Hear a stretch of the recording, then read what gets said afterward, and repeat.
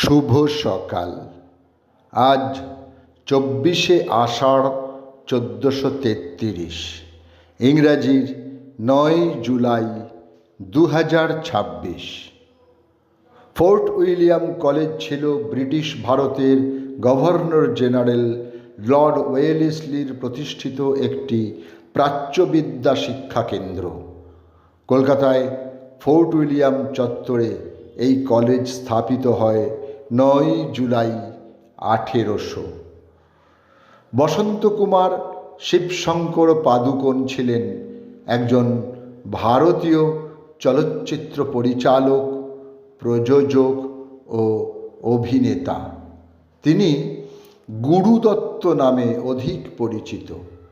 তিনি নির্মাণ করেন পয়সা, কাগজ কে ফুল, সাহেব বিবি और गुलाम ও চৌধুরী কা চাঁদ ইত্যাদি। আজ শিল্পীর জন্মদিন 9 জুলাই 1925। মাদ্রাজে তাঁর জন্ম হয়। বিখ্যাত ভারতীয় চলচ্চিত্র অভিনেতা সঞ্জীব কুমার। তাঁর আসল নাম ছিল হরিহর জেঠালাল জরিওয়ালা। 1971 দস্তিক, 1973 কৌশিশ চলচ্চিত্রে অভিনয়ের জন্য তিনি শ্রেষ্ঠ অভিনেতার পুরস্কার লাভ করেন।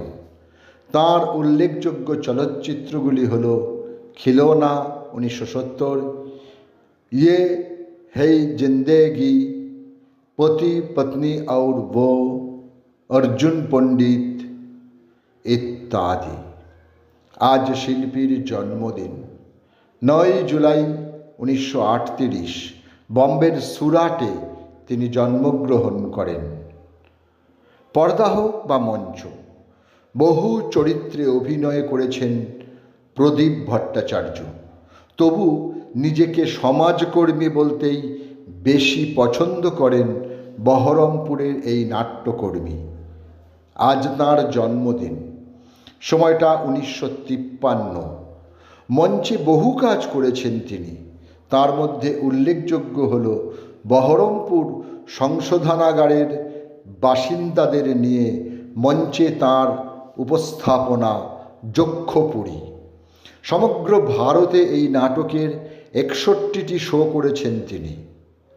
তাঁর মিশন ছিল কারাগারে থিয়েটার থেরাপি। 9 জুলাই 1856 তুরিনে 79 বছর বয়সে মৃত্যু হয় ইতালীয় রসায়ন বিজ্ঞানী আমেদেও আভোগাড্রো। বর্তমানের আভোগাড্রোর সূত্র নামক তত্ত্বের জন্য তিনি অধিক সমাদৃত।